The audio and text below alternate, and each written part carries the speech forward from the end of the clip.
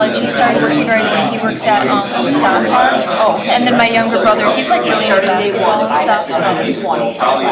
Once a week, I'm out there with the dog, and I can watch. There's another piece of class. It's got down to the part of the first 5 years. you know, this semester. That's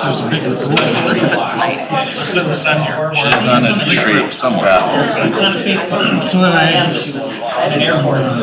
Yeah. Off to somewhere. Where did she see it? Is she going Cancun. It was somewhere. somewhere nice? Somewhere tropical. As compared to something. oh, that's a way for a whole work. So I have, obviously, and it's just been like in the last 4 or 5 years where this glasses, I was just starting, this broken glasses just beginning to rise up. I'm already, and then I'm like, I don't remember. Text her. What's in there? She didn't know she Is there an email I missed? Yes, you'll see it. Just came out an hour ago, 5 minutes ago, so.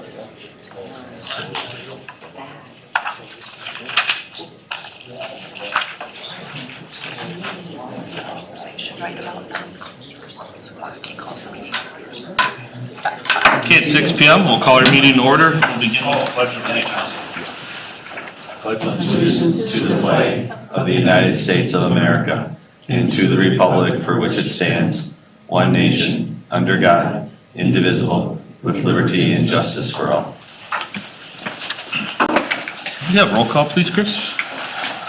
Mr. Krings. Here. Mr. Beer. Here. Mr. Benbow. Here. Mr. Inda. Here. Mr. Sparks. Here. Ms. Stebbins Hicks. Here. Chris. Next on our agenda is comments from citizens and delegations. Do we have anything tonight? We do not. Okay, thank you. And then next we will have our first student rep report from Ambrielle. Welcome. Thank you. Freshmen and new students had their first day of school on September 2nd. The LHS Link Crew members helped introduce new students and help them on their first day. All upperclassmen and returning students had their first day of school on September 3rd. Late start Mondays that were introduced last year are continuing this year. On Mondays, students start at 8:10 a.m. instead of 7:30. Wisconsin Rapids DECA began selling Raider cards on September 4th, and the students are looking forward to homecoming. The theme this year is Rio/Neon. Nice. Well, thank you for the report. Look forward to hearing from you during the school year, so welcome. Can I ask, are you a junior this year? I'm a senior. You're a senior. Yeah. All right. Next, we have approval of the minutes. We move to approve the special Board of Education meeting minutes of August 7th, the regular Board of Education meeting minutes of August 11th, and the special Board of Education meeting closed session of August 11th be approved. We have a motion to approve the special Board of Education meeting minutes of August 7th, the regular Board of Education meeting minutes of August 11th, and the special Board of Education closed session meeting on August 11th be approved. All those in favor, please say aye. Aye. Opposed? Motions carry. Into committee reports, Ed Services, Kathy. Yeah, thank you, John. The Educational Services Committee met on September 2nd, and the meeting was called to order at 6:00 p.m. We had no public comment, and there are 4 consent agenda items. Does anyone want anything held out? Okay, with that then, our first agenda item was parent representatives for the Council for Instructional Improvement. Roxanne Filtz, our Director of Teaching and Learning, explained the process that we use to select the parent representatives for the CII, or Council for Instructional Improvement Committee. 7 individuals asked for application materials, 3 were returned by the deadline. All 3 applicants met the minimum requirements to serve on the committee, so 2 representatives were randomly selected. So the committee recommends, and I move to approve the following candidates chosen as the parent representatives: McKenna Detler to serve on the Council for Instructional Improvement for the 25-26 and 26-27 school years, and Christy Egge to serve on the CII for the 25-26, 26-27, and 27-28 school years. The second consent agenda item was the Career and Technical Education Grant Funding. Eric Seiler, our Technical Education Coordinator, was present to talk about 4 of the grants that we receive in the district for CTE. The first grant he talked about was the Carl Perkins Grant for $51,034, and the main goals of that grant are for dual credit courses, industry credentials, and development of state and regional pathways. The second grant was the Technical Incentive Grant for $59,952. This grant awards up to $1,000 per student for each class of the 2025 high school graduate who earned industry-recognized credentials. We had 96 claims approved for this, which results in that amount of money. The Youth Apprenticeship Grant was for $16,615.95, and this is awarded when students work in the community in the DWD-approved jobs for 450 hours per year for a first-year student and 900 hours per year for a second-year student, so it's quite a commitment. And then the fourth grant was Unlocking Wisconsin Pathways Mentor Grant for $2,529, and this is where Lincoln High School is serving as a mentor school in CTE for Gresham High School. And the grant funds help provide support as the district provides mentoring for Gresham, which is quite an honor. So the committee recommended, and I move to accept the following career and technical education grants. Carl Perkins for $51,034, the technical incentive grants for $59,952, the youth apprenticeship grant for $16,615.95, and Unlocking Wisconsin Pathways Mentor Grant for $2,529. The third consent agenda item was the Gifted and Talented Students Education Program grant. Lots of grants this month. Kelly Blewell, our Gifted and Talented Coordinator, shared that we were awarded a $25,000 grant through the Gifted and Talented Students Education Program. The grant will be used to purchase 30 drones for student use in the classroom, and that will provide 2 complete classroom sets. And in addition, the grant will support the purchase of 3D printers for every elementary school. So the committee recommended, and I move to approve the acceptance of the 25-26 Gifted and Talented Students Education Program grant in the amount of $25,000. And finally, last but certainly not least, the peer review and mentor grant. Roxy noted that the consortium of Port Edwards Schools and Wisconsin Rapids Public Schools were awarded the peer review and mentor grant in the amount of $24,772. And this grant is used to cover substitute costs and mentor stipends for staff working with our new colleagues, as well as to support new colleague groups. And the committee recommends, and I move to approve the acceptance of the 25-26 peer review mentor grant in the amount of $24,772. We have a motion to approve ES1 through ES4. All those in favor, please say aye. Aye. Opposed? Motion's carried. Then we had some updates. The first, we were lucky to have Caitlin Mendrisky. Am I saying her last name right? Is that correct? Okay.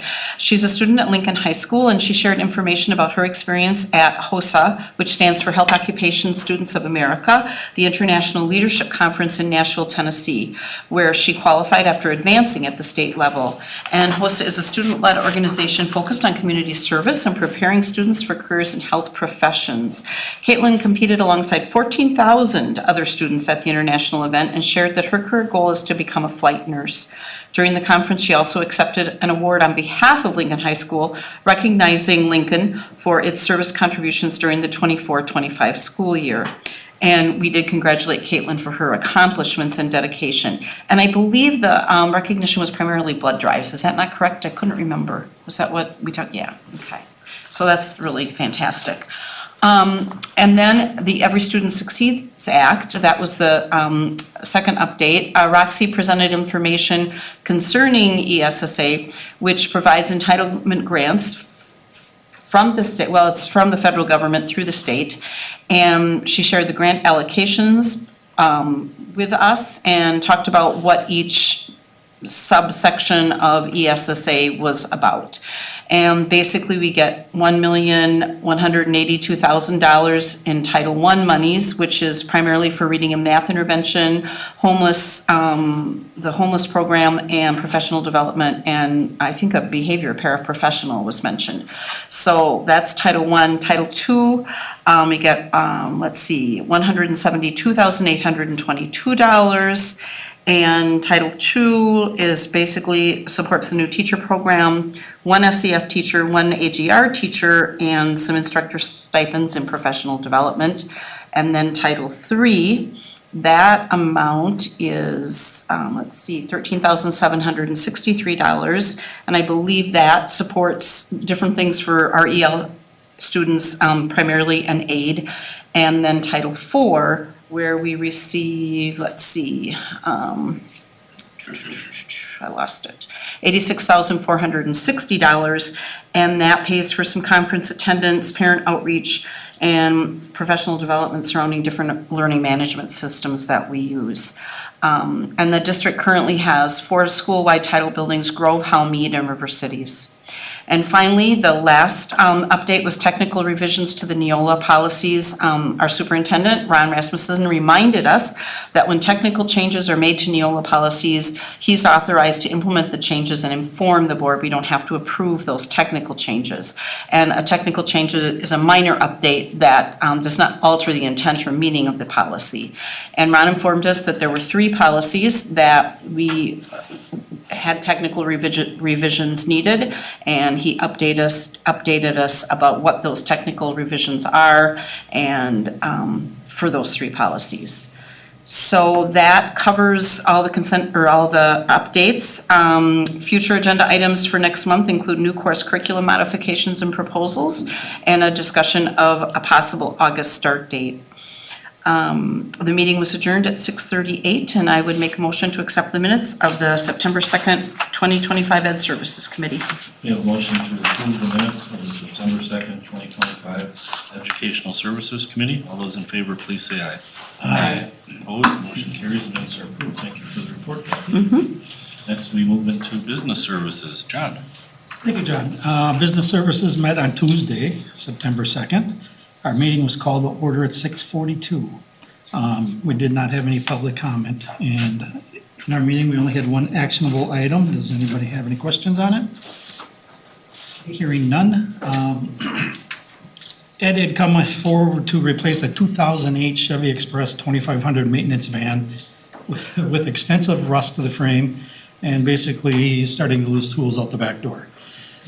So he figured it needs to be replaced. So we received 2 bids. One was from Wheelers Chevrolet in the amount of $42,244.50, and the other one was a Ford van that was about $60,500, somewhere in that and change. So the committee moves, and I recommend approval of the quote received from Wheelers Chevrolet to purchase the 2025 cargo van for $43,244.50 to be paid from the 2025-26 Buildings and Grounds budget. We have a motion to approve BS1. Could we have roll call, please, Chris? Mr. Bembo? Yes. Mr. Krings? Yes. Mr. Inda? Yes. Ms. Stebbins Hinz? Yes. Mr. Beer? Yes. Mr. Sparks? Yes. Thank you. I'd just also like to note that's a heck of a price for a van, because some of the cars today are that cost. And it's a local dealer, so it's out of through Wheelers, which is also good for maintenance, and if there's any issues, Ed can take it right down the street.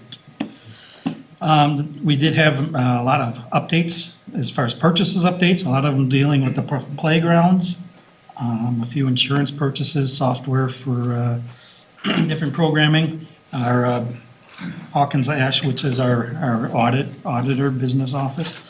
And I did do a tour of all of the new playgrounds. If you have a chance to go check them out, they are phenomenal. Some of them have a few touches to be done. Also at Washington, the walking path is in, and all of the grass and seed, and it's all ready to walk, and it already looks really nice. And they fixed the fence already. That was taken down to get all the equipment in there. So if you do have a chance to see what the playground money and the donations we received from the Legacy Foundation on this project, what it's done for the community, they're phenomenal. The kids are going to enjoy them. They did have to take out some of the old stuff. In talking to Kelly at Washington, because we were 1 foot, had 1 foot of lack of clearance to keep the swings in that place, so they had to remove them. Due to new codes and everything, that they have to have certain distances. The other update we had was from Rod, our principal at Lincoln High School, on student fees. There's quite a number of student fees, and he had brought forward that in the past, or this past year, we had about $8,000 in unpaid fees between student supplies, materials, class registrations, and Basically, there are no athletic fees. The only athletic fee is for hockey, and that's a separate program through, which they're aware of that fee and have been since its inception. So we did do some discussion about possible ways of funding these. Last year, we did have significant donations from two sources that covered those fees, which was very, very good. But part of our discussion was, and I think we might want to bring it to the board, main board, is discuss options to try to see if we can eliminate those fees through some of the funding that we might get through solar project and other things that are coming up. So that's as we go forward, that's something else. We did have donations. Rapids Kickers donated $1,000. Sorry, Go can I ahead. ask a question about the fees thing? I was the one that asked to have that put on the agenda as a referral. And I just, I had, like a parent approach me, like $460 for 3 kids, and they're not taking like the heavy, course load. So is that something we'll be talking about? And that's just after Chromebook fees and registration fees and, a lot of CTE courses where there's heavy and not expensive, it's like piecemeal, like $25 for this course and $5 for this course, but by the time they were done paying for their 3 kids, it was $460, and they still hadn't even bought the yearbooks or bought the, class pictures, or not class pictures, but the individual pictures. That was part of our discussion, yes. Okay, so are you saying that we'll continue to discuss it, or I'm just trying to think Yes. where it would go or how? I think our thoughts were is that we'd take it forward to bring to the board and have a discussion about it. Okay, thank you. When we have that type of, Whether it be reaching out to Legacy Foundation, or Aaron brought up that we have monies coming in that were donated due to the solar project. Perhaps using some of that money for all student fees that wouldn't have to worry about it. It would open up a lot of doorways to students of need that could take classes that they maybe don't even consider now because they know their families can't afford the fees. Well, and this isn't even a family necessarily in need, for example, but they're kind of right on the Right. line. You know what I mean? It Like, all is. they don't qualify for a waiver, but when you're hit with $460 right at the beginning of the school Yeah. year, it's a lot. And I think we've sort of, when we added the fees, we discussed a lot what those fees should be, thinking that's what they would be, $45. But now we've sort of slowly added as the years have gone on, which I understand is necessary. What are we gonna do? the only fees you can't waive are the ones for credit, for the UW dual credit classes. Oh, right, So and I those understand fees that. can't be waived. These aren't, The yeah. Chromebook ones are not required. This Chromebook is given free. It's the, insurance if you're looking, if that's there as an option. Yeah. It's $25 a year, and it's And not. those would be things that would be good to know too. So I appreciate that we're gonna have a You don't buy discussion. insurance and you break your Chromebook, now you're on the hook, not just $25, you're on the hook for the cost of the Chromebook. Yes. So that's. So I'd pay the $25, but yeah. There's certain ones that, basically, there's the $20 student fee. Elementary is $20 book of material and secondary is $45. Yeah. So those 2 fees are with the Chromebooks. But then there are consumable fees, and most of them are around $10. Rod had an extensive list. If you look back in our minutes of our meeting, they're on there, so you can see. Yeah, I have And the that. science ones are we reduced science fees by about a total of $7,000 for the current year. Yeah, and I don't know what, like, if we did reduce some of these CTE course fees or some of these other course fees, is if a student, like in this case, one of the kids took 5 courses that have like a $25 fee and a $20 fee, and then pretty soon you're, But some of them the shop classes, particularly small engine, everything there is consumable and you have to use it once and you can't. So when you're in some of these classes, some of the fees, not all of the fees will disappear, but if we can find funding to make them. that would be fantastic. So I appreciate the fact that we're gonna have further discussion. That's what the Thank you for discussion that. is. I just wanted to ask, because it was the issue I raised, and I want to be sure that we're. Kudos to Aaron for thinking outside the box. Yes, with that, thank you, Aaron. That money coming from the solar farm, that was just a donation, and it'll be every year. So if we denote some of that money to cover fees costs. That's a great idea, I think yeah. that might be money well spent. That's a great idea. Thank you. Then we had the donations from Rapids Kicker of $1,000 for scoreboard. Solaris, $6,000 for Partners in Education. And then Carrie Bailey donated $100 for district discretion. And we did not have any future agenda items, and our meeting was adjourned at 7:04. So with that, I submit the balance of our meeting minutes for approval. We have a motion to approve the meeting minutes of the Business Service Committee of September 2nd, 2025. All those in favor, please say aye. Aye. Opposed? Motion carries. The minutes are approved. Thank you for that report, John. Next we have personnel. Troy. Thank you, John. Personnel Services Committee met on Tuesday, September 2nd. The meeting was called to order at 6:43 PM and we did not have any public comment. Before us tonight are 11 actionable items. Does anybody want any of those held out? Perfect. PS1, the committee recommends and I move to approve the following listed professional staff appointments. PS2, the committee moves and I recommends and I move to approve the following listed support staff appointments. PS3, the committee recommends and I move to approve the following listed professional staff resignation. PS4, the committee recommends and I move to approve the listed support staff resignations. PS5, the committee recommends and I move to approve the listed support staff retirement. Our next item pertains to the Elementary Library Media Specialist stipend. Brian Oswald, Director of Human Resources, explained to the committee that the Elementary Library Media Specialist coordinates library and media in all the elementary buildings. This includes the addition of pitch and central office, oversees supervision of 9 library aides in administration for elementary schools, and provides educational technology integration for students and staff, in addition to traditional literacy-based programming. PS6, the committee recommends and I move to approve a $1,750 stipend for the Elementary Library Media Specialist for the 25-26 school year. Our next item, PS7, Mr. Oswald shared with the committee that Kirsten Johnson will continue in the technology integration position at Rams. Due to these responsibilities, Kristen will be managing the Common School Fund budget and district-wide subscription ordering after school hours. PS7, the committee recommends and I move to approve a $1,750 stipend to coordinate the Common School Fund budget for the 25-26 school year. Our next item, PS8, Mr. Oswald shared that the Wisconsin Rapids Middle School would like to start a fitness club for the 25-26 school year. Money to pay the leaders of the fitness club will come from an unused co-curricular stipend.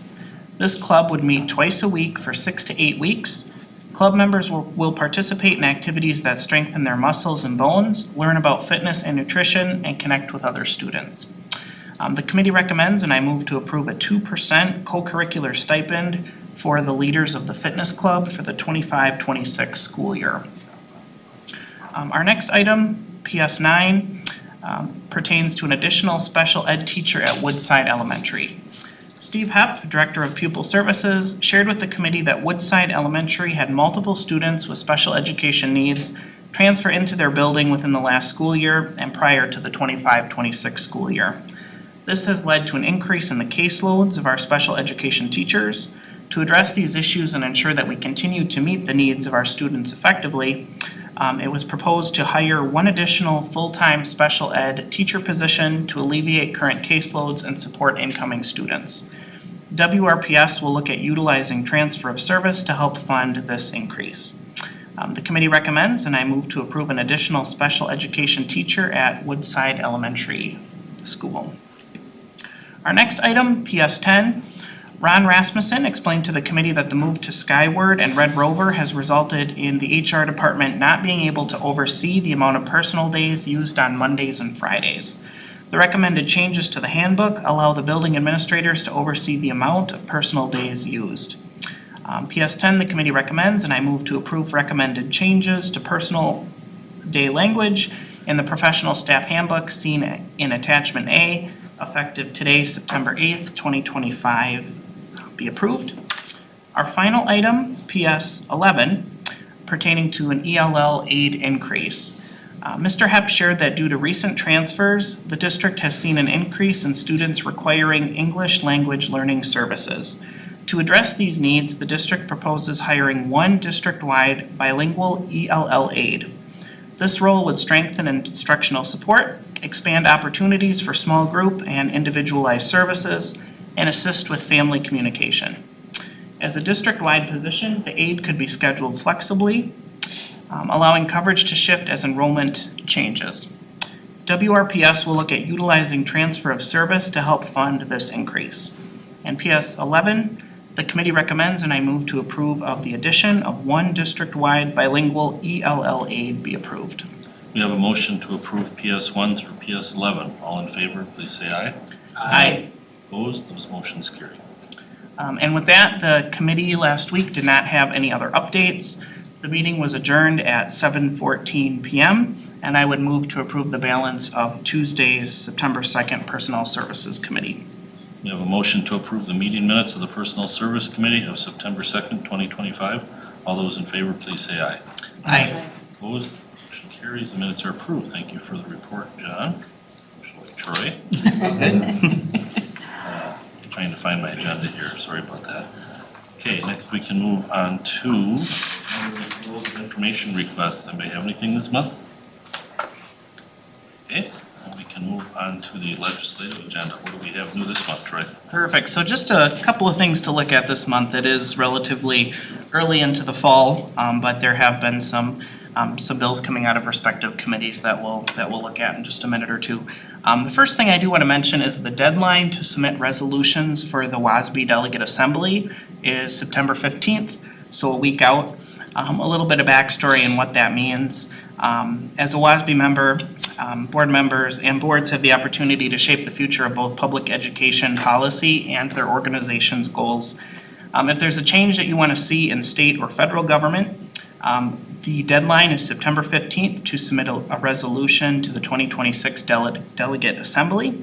And this is an opportunity to bring forward ideas, concerns, and solutions that matter to your district and help WASB better reflect the districts that they serve. Our next item is looking at the legislative session just kicking off very early in the fall, but after a lengthy summer recess, legislators are beginning to plan their return to Madison. The legislative calendar has September 2nd through September 11th reserved for floor action, so we are within that window. During this time, we expect the Assembly to be in session at least once to address policy issues not voted on before the passage of the state budget. The Senate is not expected to be as active, at least in terms of floor sessions this fall. And rumors have it that they may not hold a floor vote until October in the upper chamber, so that remains to be seen. Over the summer, we saw numerous bills introduced. There's also legislation that was introduced pre-budget negotiations that is still top of mind for legislators. These bills, both new and old, will be the starting point for legislators this fall.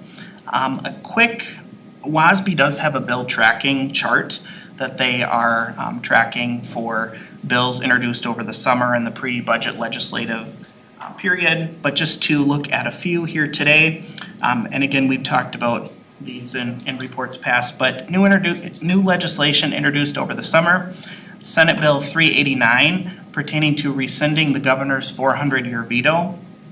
This bill eliminates the per pupil adjustment in the school district revenue limit formula beginning with the calculation of school district revenue limits for the 27-28 school year.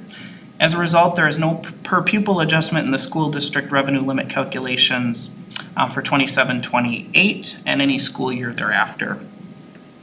Our next item to look at is pertaining to school bus safety package. School bus drivers over 70 and or with medical conditions, this bill changes the frequency of CDL testing for drivers over the age of 70 from 2 years to 4 years. Wisconsin has one of the most frequent CDL testing timelines of this age group in the nation, and surrounding states have already retest every 4 years with no age requirement at all. This does expand the pool of healthcare providers. My apologies. Second piece, this requires an automatic reinstatement of endorsement for medical reasons, and it expands the pool of healthcare providers that can serve on the medical review board, which can leave, allowing physicians and advanced practice nurses.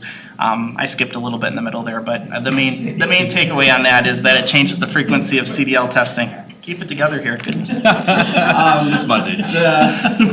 The next one I will talk about is driver education instruction related to school bus safety. Under this bill, all approved driver ed courses must include instruction relating to student crossing, school bus lights, and when stops are required for a stopped school bus, including how requirements are affected by highway configuration. The next piece that I will spend time talking about in a couple minutes is rehiring retired workers. While this bill failed to make it into law before the budget, it is widely expected to continue to move through the legislative process this fall. And we will talk about the committee it'll be before in just a minute or two. This is one of WASB's top priorities as they will continue to push for this bill to become law. Our next set is tribal relations package, collecting data on Native pupils and allowing tribal wear at events. Last session, these bills failed to generate much traction in the legislature. However, this seems to have changed this session. Both bills are near making it to the governor's desk, who is widely expected to sign these into law as they have bipartisan support.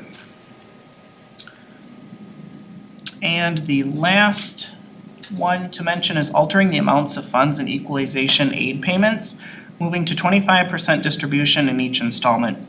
WASB has come out in support of this bill. Leadership in the legislature has been reluctant to move this bill as it would have some negative impact on the state's interest collections. I know that had some very spirited debate in last year's delegate assembly. And another one is pertaining to cursive writing. Assembly Bill 3 passed the Assembly. Senate Bill 13 still remains in committee. This bill had died in the Senate Ed Committee several sessions in a row, and there is no indication that this session might bode well or be any different. Last piece, the school safety grants, Assembly Bill 40 in committee. Senate Bill 41 passed the Senate. No funding was allocated in the budget for this bill as was originally intended. No Democrats have sponsored the legislation because of this, meaning the governor will likely take a similar position. The next piece to mention, the WASB's government relations team has developed a new resource to help communicate the developments from the state budget with your local communities. They have created a 25 through 27 state budget talking points as a document designed to provide high-level summaries of the budget's impact on local school districts. It also provides additional context on the state's K through 12 fiscal landscape and additional resources on key budgetary benchmarks. They do have, just to name a few points surface level, it talks about what this means for your community pertaining to the funding formula and local circumstances which vary by district. It's a pretty good document and resource that is within the legislative blog. Our next piece to look at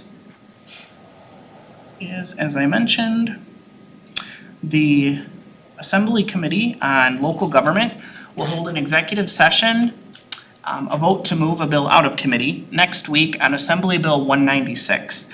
This is legislation that would allow Wisconsin retirement system retirees to return to work without suspending their annuity. This committee vote is a crucial step in getting this bill to the Assembly floor, and there is expected to be limited floor session opportunities remaining this legislative session. WASB has come out in support of this bill as a tool to help schools deal with various staffing challenges. The Senate Committee on Transportation and Local Government held a public hearing for Senate Bill 170, which is the Senate companion bill to this Assembly version of 196, back in May, but it is not yet scheduled a committee vote. Having companion bills work through each chamber at the same time can help speed up the legislative process. Even so, getting this bill voted out of the Senate committee as soon as possible is vital for the bill's chances this session. Under this bill, employers would be required to pay an amount equal to what the annuitant would have paid had they chosen to forego their annuity under current law. The bill makes no change to the current law requirement of a 75-day break in service before a retiree can return to work. While the original bill included a 60-month cap on allowing a retiree to return to work, an amendment was introduced by Assembly authors at the request of the Department of Employee Trust Funds that removed this cap. Some of the talking points and why WASB has come out in support of this bill, is it offers a practical tool for public employers to fill critical vacancies by rehiring experienced retirees without compromising the long-term integrity of the system. Retaining the break-in service and requiring contributions to the state retirement fund ensure that positions filled by retirees remain sustainable and that the retirement system remains secure. It helps address staffing shortages as they are very real and very urgent for school districts. And the legislation is especially vital for hard-to-fill positions such as special ed, computer science, math, physics, advanced placement, and music areas, just to name a few. Also, another talking point is that retired educators bring forth a wealth of experience, deep institutional knowledge of their districts, and the ability to step into classrooms immediately, particularly when they return to a former district, requiring minimal onboarding, and their impact is felt from day one. And lastly, other states have already adopted similar measures, recognizing that retired annuitants are a valuable resource for help addressing nationwide labor shortages. Under current law, retired annuitants can return to private sector employment without giving up their annuity. And they do have on the legislative blog an expanded recap of repealing obsolete provisions and how that all looks, especially out of a 2020 public health emergency that was declared. But I will be sure to update. I'm sure next month we'll have an update on what comes of that committee as well as any other legislation. So, thank you. Thank you for the report, Troy. Next, we can move on to approval of the bills. I make a motion to note the August 2025 receipts in the amount of $1,394,014.38 and to approve the August 2025 disbursements in the amount of $2,782,862.68. We have a motion to approve the August 2025 receipts in the amount of $1,394,014.38 and to approve the August 2025 disbursements in the amount of $2,782,862.68. We have roll call vote, please? Ms. Stebbins Hinz? Yes. Mr. Sparks? Yes. Mr. Inda? Yes. Mr. Bembo? Yes. Mr. Krings? Yes. Mr. Beer? Yes. Chris, and we move into new business. The first item, possible action on employee appointments, resignations, and retirement requests. Brian, anything new? Nothing new. All right, thank you for that. That's good news, right? That's good news. Good. Okay, good news whenever we can get it. Yep. Okay, last item is a update and discussion on the 2026 health insurance renewal. So Jen Cordy is back from M3, who acts as our insurance broker. Last month, we discussed direct primary care clinic and the contract with Innovia, which we are moving forward on. There'll be a staff presentation on the 24th at 4 o'clock for all staff on Innovia. But we wanted also to provide you an update on the health insurance renewal as we looked at budget and the impact, obviously, health insurance and that benefit has. We thought we'd really keep everybody, the information to everyone about somewhat what we're seeing on the health insurance side, and then what we're thinking of moving forward as administration and recommendations. So it is just a discussion item tonight and an update. There's no action being. What we want to provide, we think we're going in a different direction, that we want to have that feedback from you as a board tonight as well as we work through the process. So I'm going to turn over to Jen, and you have the presentation in front of you. It's also on the screen for everybody else in the room. I brought a copy, so I didn't have to try to zoom in from across the room. So thank you for having me again. It's a pleasure to work with your team to bring benefits to the Wisconsin Rapids Public Schools. So just to give you an update, knowing how your plan performs, medical loss ratio in the fully insured market really drives renewals. Your medical loss ratio is looking at claims versus premiums and just simply looking at those two numbers. We're not looking at admin, we're not looking at commission. When we look at medical loss ratio, it truly is just claims versus premiums on this. You are seeing a rolling 2 years on this printout here. You can see our prior period when renewals calculated, looked at July of 2023 through June of 2024.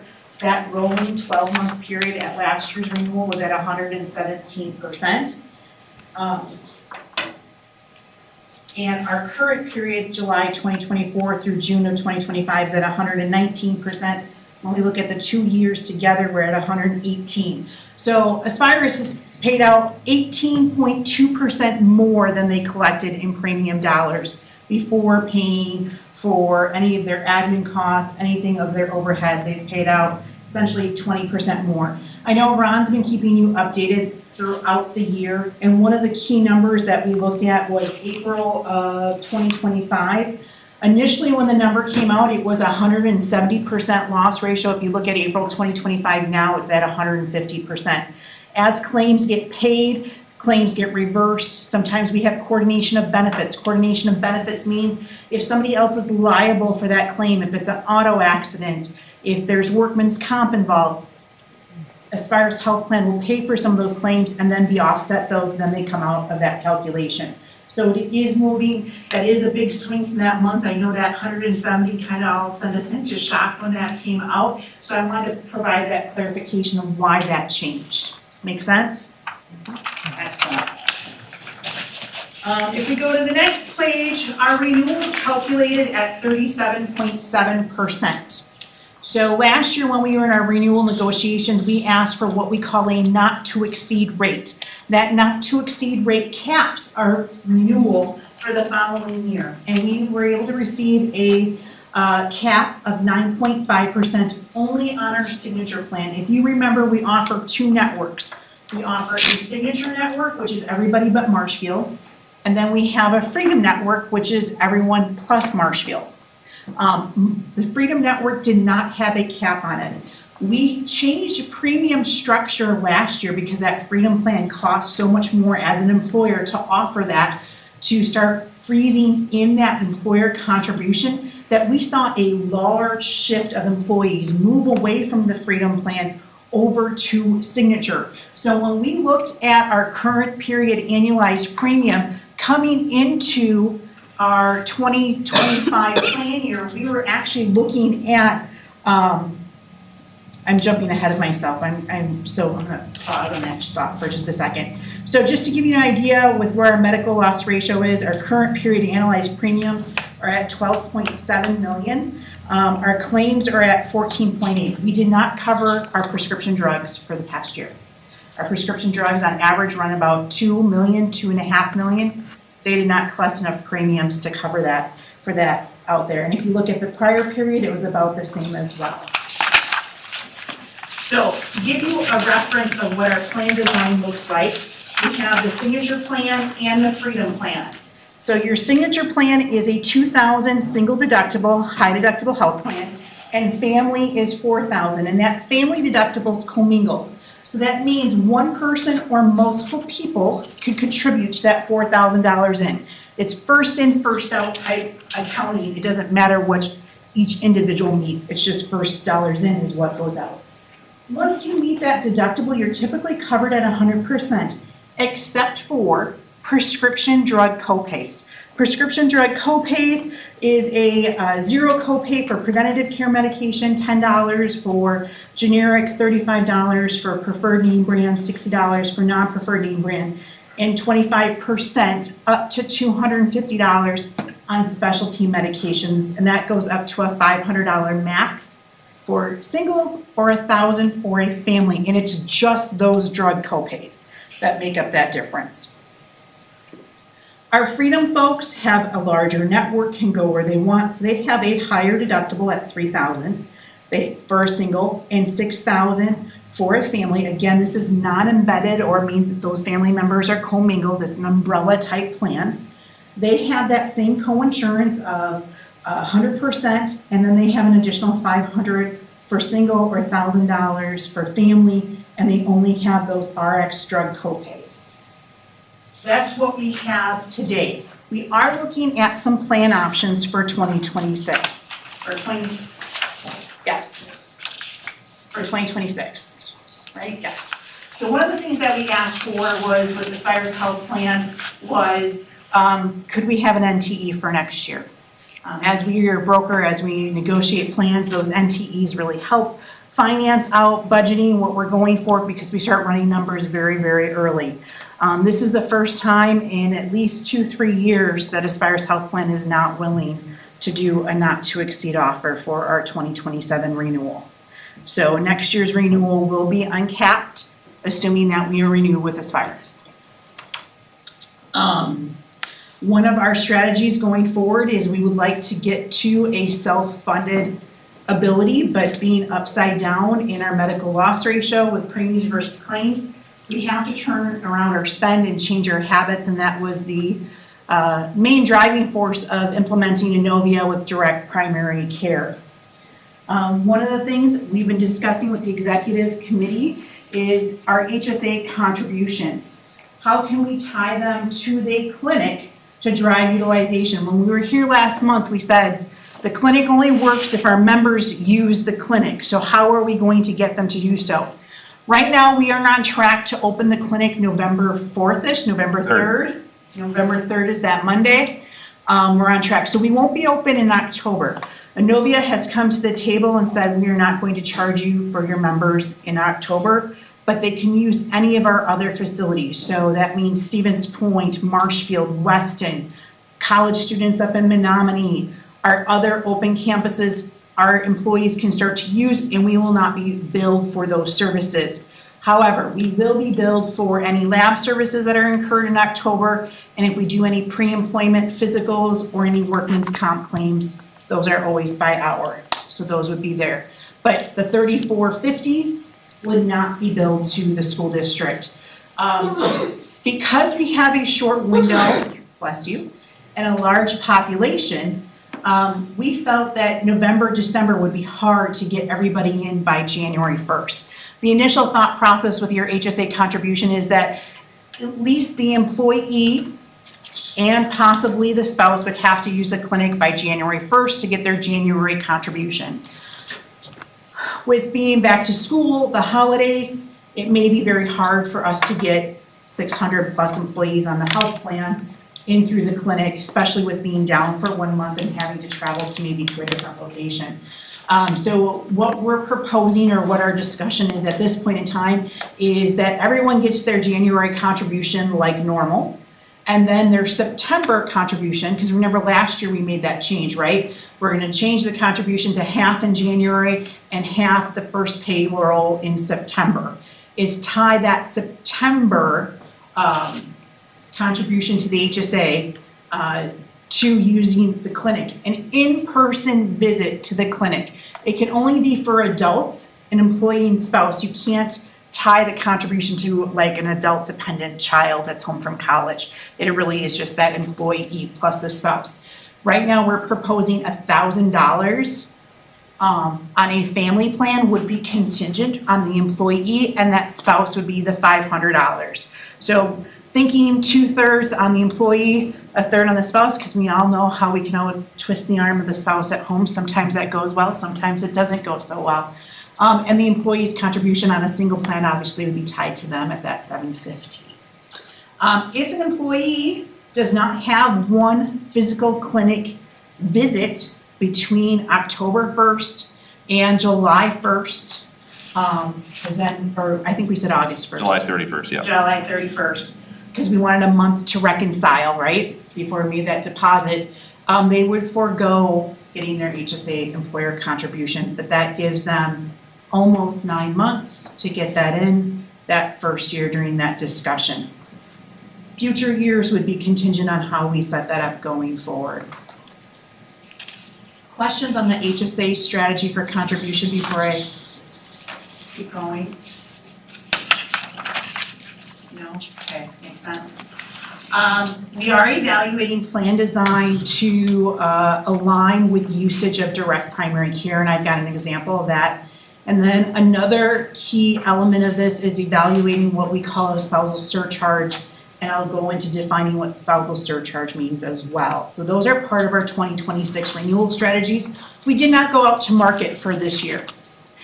We went out to market last year. Typically, we like to go out to market every 2 to 3 years, and we want our medical loss ratio below 100% to do so to get attractive bids. Last year, when we went out to market, we received 3 declines to quotes, WCA, Anthem, and WPS, and we did receive a competitive bid from Security Health Plan, but if you recall, that was on their Marshfield Clinic only network. was the only one that was competitive last year going into it. So with having the NTE of 9.5%, with how we're operating, we feel like this is our best avenue for renewing, but we can pull some triggers to slightly move some things. So on the next page, you'll see two highlights. In the proposed changes, you'll see that deductibles are the same for Signature and Freedom. We still have 100% co-insurance, but we've added two co-pays. One of them is on emergency room, and the other one is on urgent care. So the emergency room would now be a $250 copay after they meet their deductible, up to that $500 maximum out of pocket with their prescription drugs. So they now have 24/7 access with Inovia. You still need emergency room for true emergency things, but they're capped at a $250 copay. So if the emergency room visit ends up being hospitalization, does that fee get waived? Because I think in the past it did, didn't Yeah, it? I believe so, it does. I'd have to double check it, but most cases the copay is waived if they're admitted from the emergency room. If their deductible of $2,000 is already met and then they're admitted, then they're covered at that 100%. Otherwise, if their deductible's not met, then it's gonna go towards that deductible. Same thing, we added a copay for urgent care, $75 copay after deductible. Again, to the same maximum out of pocket that we have for the prescriptions. $500 for a single, $1,000 for a family plan. We did look at evaluating and moving it up to 1,000, 2,000, but it was saving like 0.2%, and the change in the out-of-pocket to our members was not worth the premium savings of what we were received to make that trigger, to make that change. So we're recommending staying with the 500 to 1,000.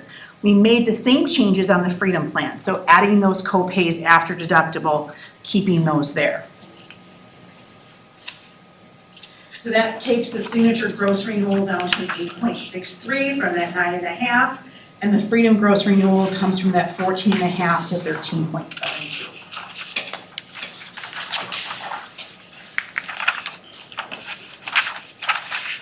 Okay, so our 2025 projected spend was approximately $14,020,000.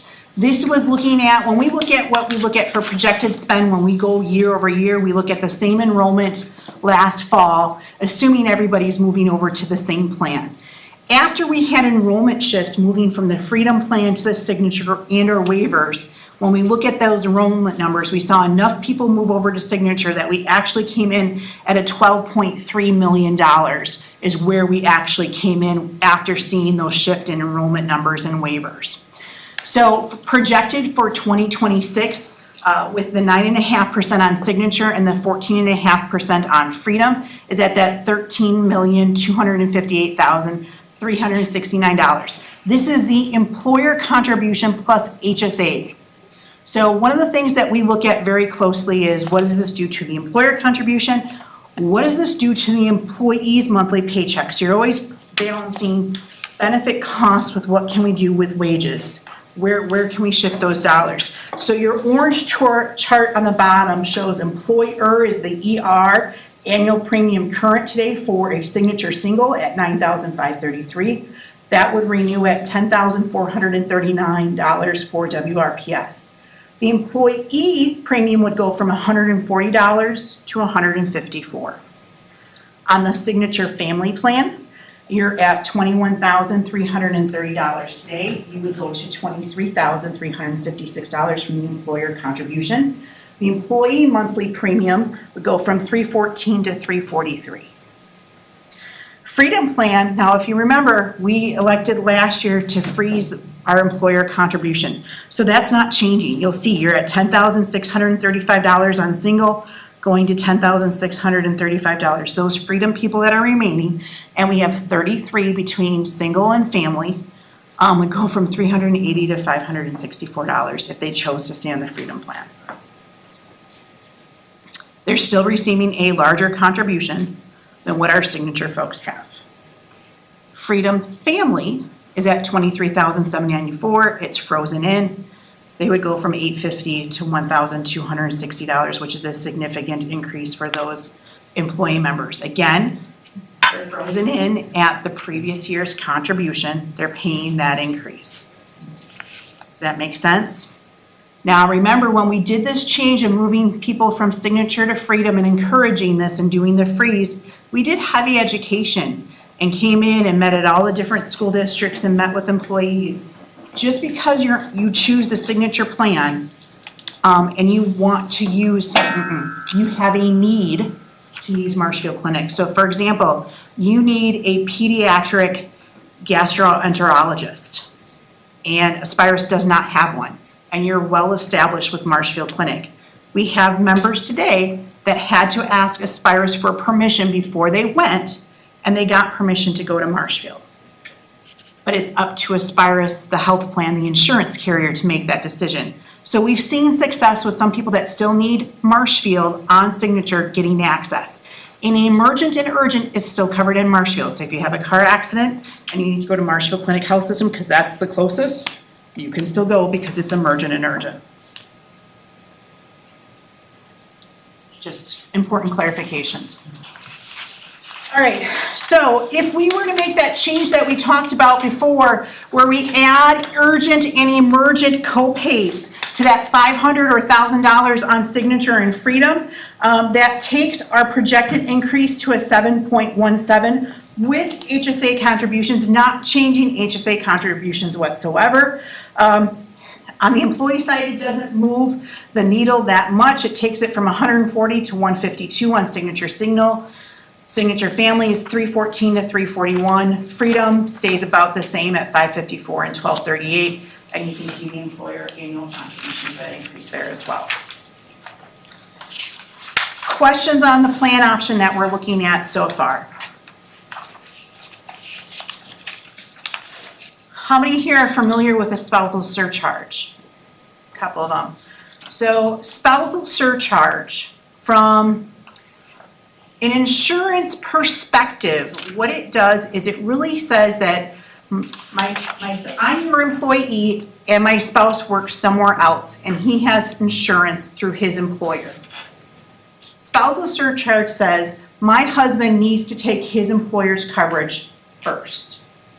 If he does, great, there's no penalty for him to come on my plan and his plan. But he has to pay the premium to be on his plan. His plan pays primary, our plan pays secondary. In this example, say my husband's deductible is $5,000 for single coverage. My husband takes a high-cost medication at $7,000 a month, whatever the case may be. WRPS's exposure for claims is limited to whatever my husband's deductible was. In this example, it's $5,000. So if they were a high-cost claimant, it limits our exposure. If my husband says, you know what, I like your plan is richer, I don't want to pay our premium, I want to come on your plan anyways and waive coverage, we can charge them what we call a spousal surcharge, meaning they can pay an additional premium to stay in the coverage. We cannot charge whether it's VA coverage, Medicare, Badgecare, Marketplace. It can't be for other governmental type coverage.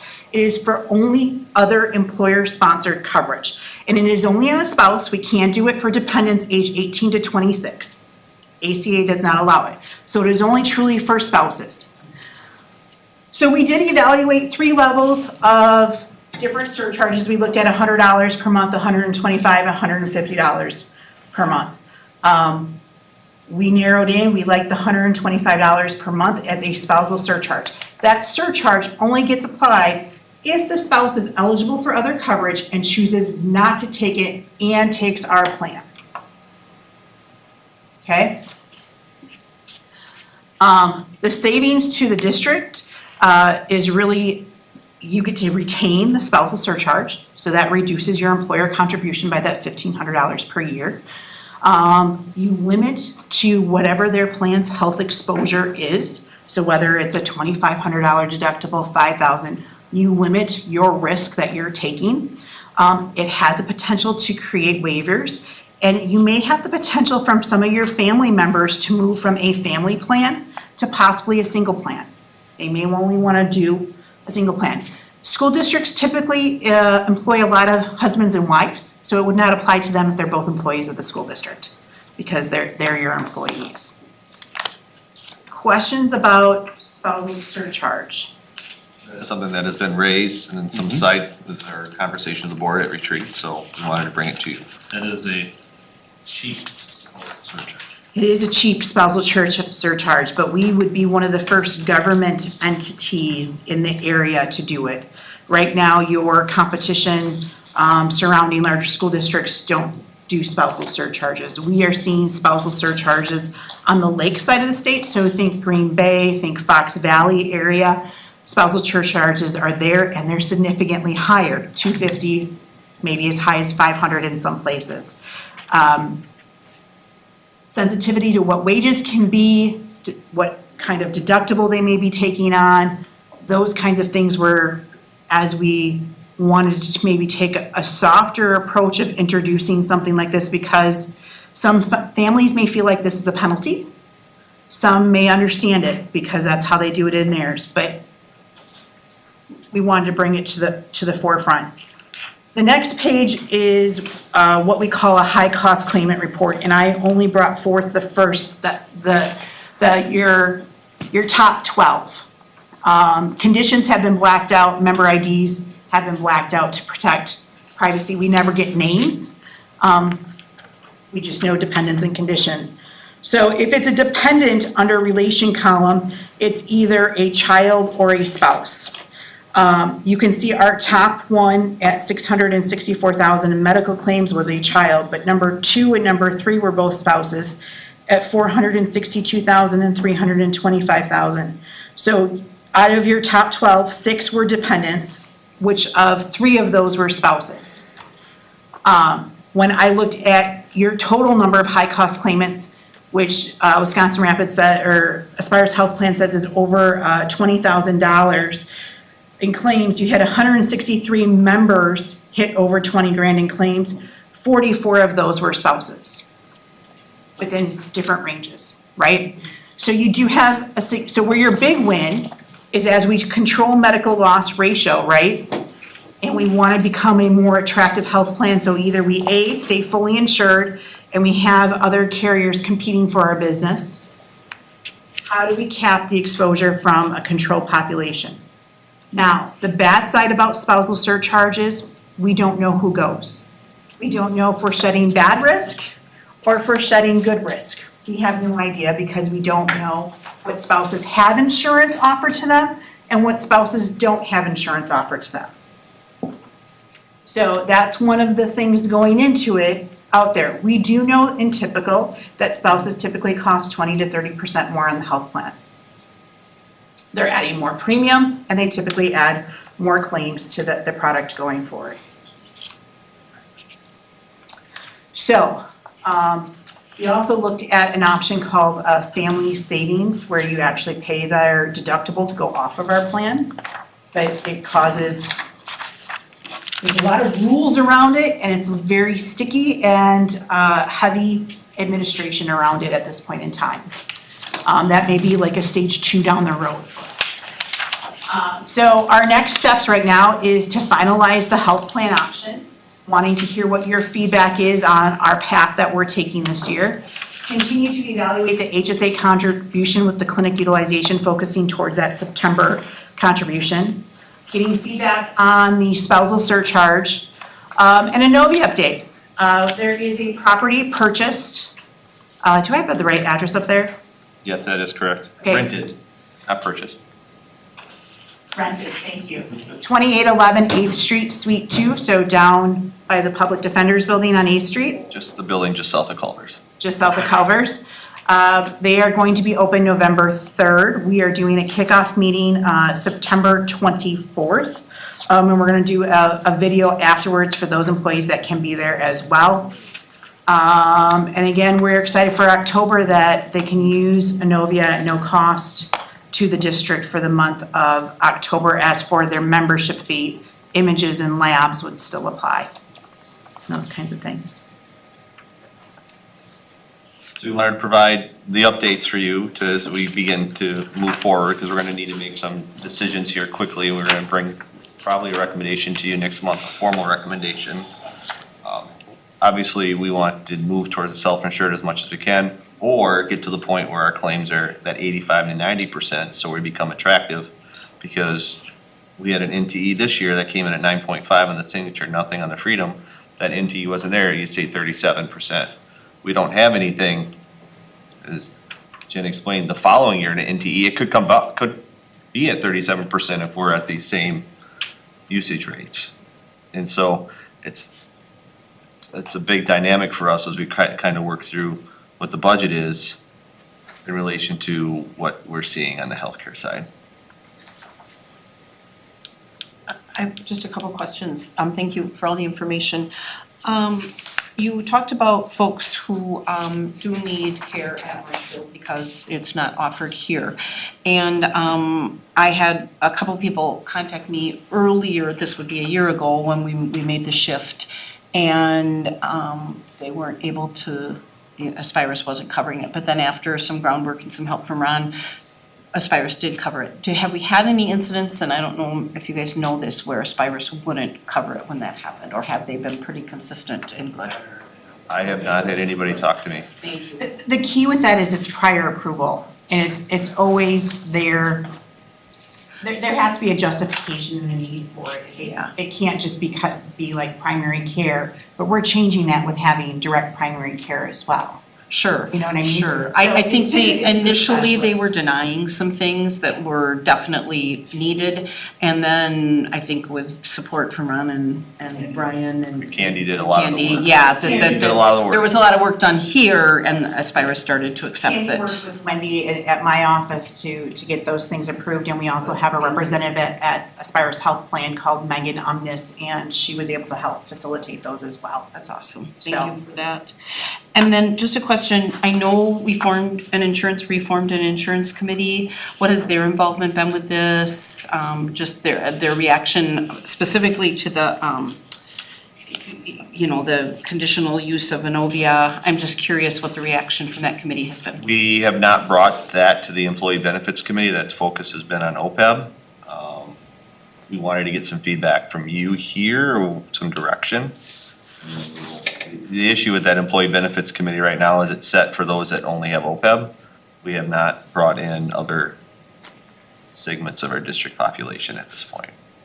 That insurance committee hasn't met in years, is my understanding. I mean. It's been a while.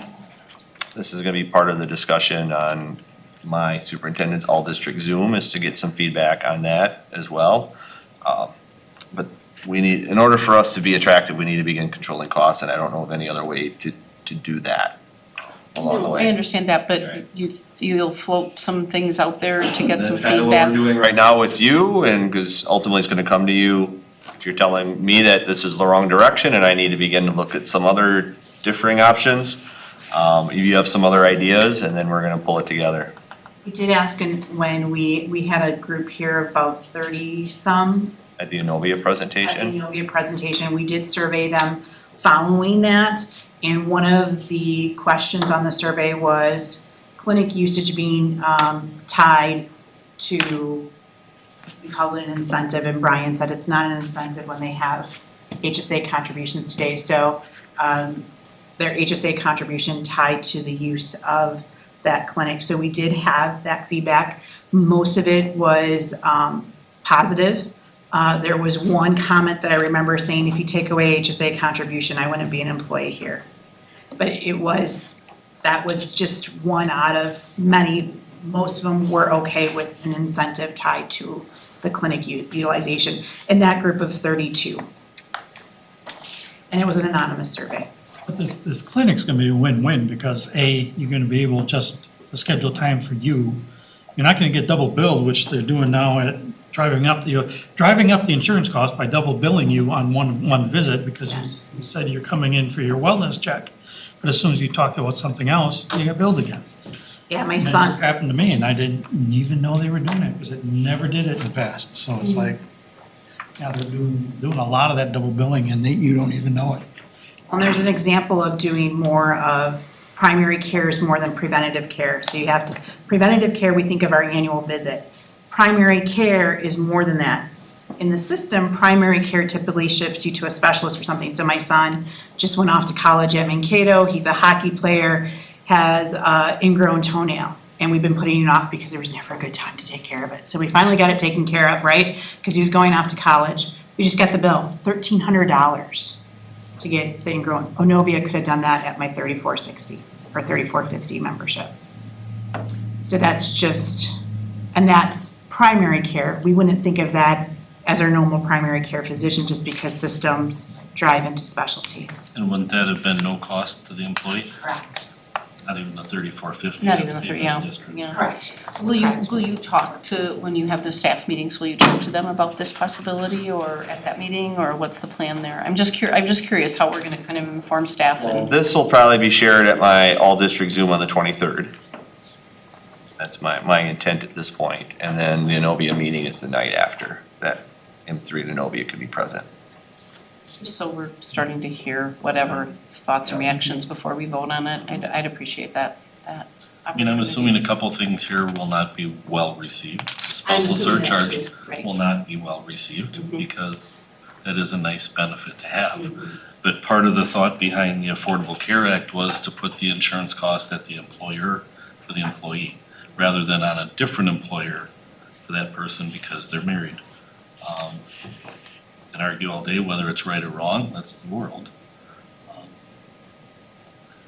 I think that, my gut is that the staff will be more accepting of the spousal surcharge. I think that initially, once they learn about Innovia and they're involved, they'll feel good about it. But initially, they might, when they start hearing that we might be playing with their HSA contribution, that they might get a little nervous. That's just my gut. I don't know. I could be completely wrong. I have no scientific basis for that Until they at go all. and try, they don't know. Well, exactly. And the whole purpose is to get them to try it because they may fall in love with it. Not necessarily playing with it, they're gonna still have the ability to get it, they just have to use the clinic. Right. No, which- I. That's tied into a lot of I things, I understand. mean, there was stuff that, I'm not arguing it. I'm just And sharing. the HSA initially was not guaranteed to always be there.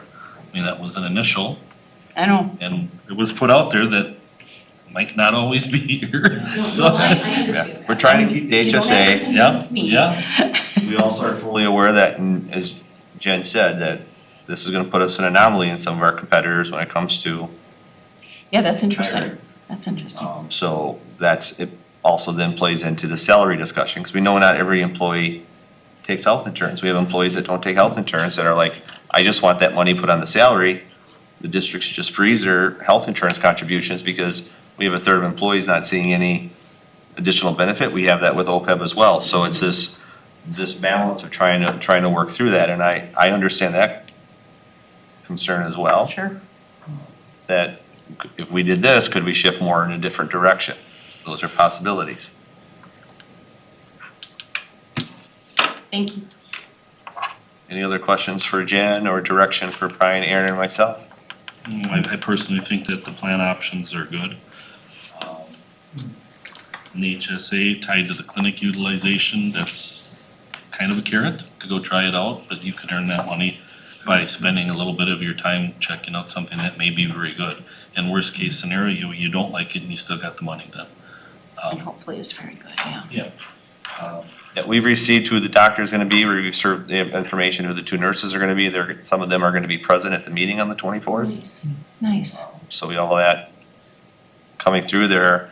Obviously, when you're moving in this area, there are non-competes, so our doctor is coming from eastern Wisconsin, that will be the primary here, and those non-competes last for a while, and some people that have non-competes in this area end up going east or over Menominee. So it might look different here. It could. Is there any feedback for the family plan on the HSA contribution, making it 2/3 on the employee and 1/3 on the spouse? Do you want it just contingent on the employee, or are you okay with integrating with the spouse would be one of the feedback questions that we, be nice to have? Well, my thought, just speaking for myself, is that the spouse is covered. So if we're saying that the employee needs to see, we should also feel that it's okay that the spouse go as well. I mean, again, they don't have to go. That's a choice they make. And if they choose not to, then they forfeit monies. And if they go and they don't like it, they don't have to go again after that, and then I guess we figure out next year. But at least give it a chance. That's my thought. I think it's a good plan going forward for, once they get used to it and the fact that they could possibly schedule an appointment and not take any time off from school, if they have a block of an hour and they can go down to that appointment and get it scheduled, you will be in that hour and out and back to your class. So I mean, you could never do that as Spirus. And I think a lot is gonna depend on how it's presented and that, and not to put pressure on you, Ron, but. I mean, it's a major change. Yeah. We know it's successful with businesses that are part of our community already. It's a hope that it can drive our costs down so we become attractive, and we're looking at 85 to 90, and then we don't have an NTE, so we hopefully would like to go out for bid. And then we can reap the rewards of a lower renewal than what we are now, because right now, we're locking at NTEs not to exceed. We know it's gonna hit there because of where our usage is. So if we can reduce our usage, hopefully become more attractive. And there's nothing that says, and I know there was concern, well, if I go here for my primary care, I'm losing my doctor. There's nothing that says in a year that we go out for bid and Security Health is the lowest bid, and then, but everybody's been at Aspire. We can't, I'm not gonna forecast where it is, or if it's the county's association that is low bid, or Lions, I just don't know what that's gonna look like. But ultimately, we were And trying to that's drive what down, you're- I mean, that's drive what down our argument you're making, utilization yeah. a little bit. Yeah. Hopefully that's through a Novia here, if that will work through. And if you get all your primary care through there, you go there and you don't have anything with you're pocketing that HSA for future healthcare costs for yourself. And I think the key with this is driving down appropriate utilization. We all want insurance for the things that we need it for those catastrophic events, emergency things. It's the everyday urgent care things that can be handled at a higher quality and a lower cost. Or an avoidable emergent room where it's strep throat or ear infection can be treated virtually or after school hours versus being forced to emergent or urgent. You know, we just want the appropriate care, high quality at the right price is what we're looking for when we say that we're trying to drive utilization. And I think that's part of the message. It's not that we don't want to tell our people don't go. We want you to get the right care at the right place and high quality care so that we can be preventing major things if possible, like diabetic education, cardiovascular, those kinds of things. Thank you. Hopefully that was informative for you as well. Thank you. Okay, well, that's it for our meeting. Looking at the calendar, looks like you have an all-staff feedback session on the 23rd, CII meeting on the 24th, as well as the all-staff insurance update meeting. On the 26th is the WFHR Rapids report with our podcast then, and that takes us out into October. So with that, we're adjourned. Thank you, everyone. We have a quick close after this. Yes.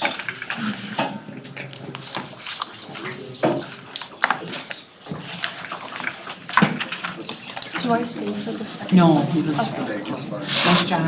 Thank you. Thank you. Ambria. Because I was saying Ambria, and he said Ambriella, and I know I screwed it up. Ambriella, what's your last name?